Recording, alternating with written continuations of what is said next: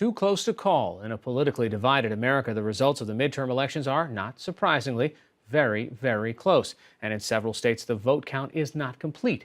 In Florida today, the Secretary of State ordered machine recounts in 3 races, including for U.S. Senate and governor.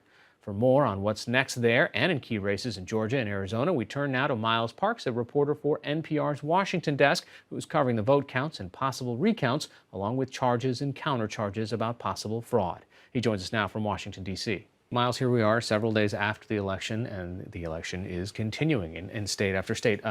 Georgia, let's start there. Yeah, absolutely, Hari. So Georgia is a really interesting case where we've got 2 candidates kind of living in 2 separate universes. You've got Republican Brian Kemp, who was Secretary of State. He has resigned his post as Secretary of State and has basically begun a celebration tour, talking as if he has won this election, whereas Democrat Stacey Abrams has not yet conceded. The Associated Press has yet to call this race, and votes are still coming in. Basically, Brian Kemp is saying that the vote margin is much too large to possibly trigger this automatic recount or an automatic runoff election, whereas the Abrams campaign is saying provisional ballots are still being counted. Some absentee ballots in some parts of the states are still coming in, and they want to wait for all the votes to come in before they concede. They're even saying that they're already buying TV ads in preparation for a runoff election, even though that seems a little premature at this point. How far away from that threshold is the vote count in Georgia? At this point, it was about 63,000. Brian Kemp's lead on Stacey Abrams was about 63,000.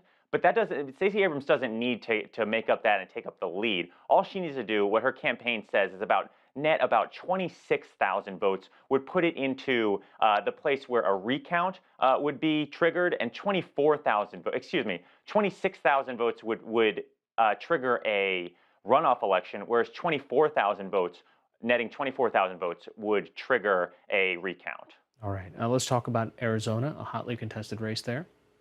Yeah, absolutely. And this is a place that hundreds of thousands of votes still have yet to be counted. But Democrat Kyrsten Sinema has taken over a slight lead over Republican Martha McSally. What's really interesting here is you're not seeing this contest turn into a super partisan battle yet. The governor who was just elected on Tuesday came out with a statement and said basically we want to let this process continue. We want democracy to work as it should. We want all the votes to be counted before we name a winner. And there's been no talk of funny business on either side. They're just letting these votes come in. A lot of votes in Arizona are vote by mail ballots, so they take a lot longer to count than traditional day of voting. All right, and finally, Florida, multiple races. This is almost a flashback to 2000. Recount, lawyers, countersuits. Yeah, absolutely.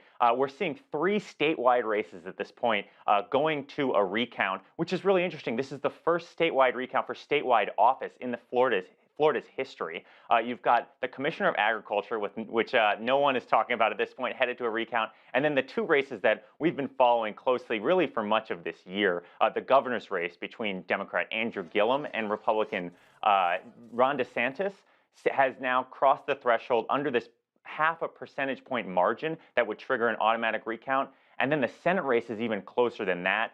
Right now, Democrat Bill Nelson trails Republican Rick Scott by less than a quarter of a percentage point, which would not only trigger an automatic machine recount, but if you, in Florida, by Florida state law, if you're under that quarter percentage point, it also triggers a mandatory hand count for some of the ballots. Wow. All right, Miles Parks of NPR. Thanks so much for joining us. Yeah, thank you, Hari.